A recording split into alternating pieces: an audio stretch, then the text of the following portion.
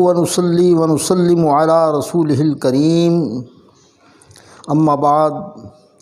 حضرت علامہ خادم حسین رضوی رحمۃ اللہ علیہ کی سانحہ ارتحال پر نہ صرف میں بلکہ ہر سنی نہ صرف مغموم ہے بلکہ خون کے آنسو بہا رہا ہے۔ بقول علامہ اقبال رحمۃ اللہ علیہ، ہزاروں سال نرگس اپنی بے نوری پہ روتی ہے، بڑی مشکل سے ہوتا ہے چمن میں دید ابر پیدا۔ حضرت علامہ خادم حسین رضوی رحمۃ اللہ علیہ جیسی ہستیاں صدیوں بعد پیدا ہوتی ہیں۔ آپ کی ساری زندگی الحمدللہ درس و تدریس میں گزری ہے یا پھر عظمت مصطفیٰ علیہ التحیۃ والثناء کا جھنڈا بلند کرنے میں صرف ہوئی ہے۔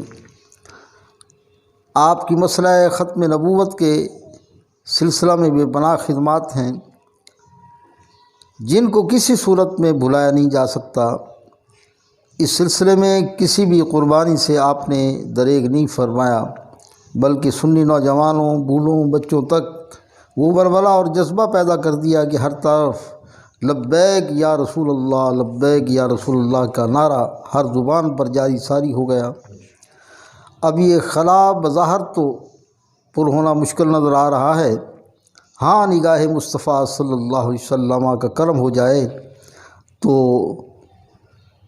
کوئی اللہ تعالیٰ اور امیر المجاہدین سرکار کی بارگاہ سے عطا ہو جائے۔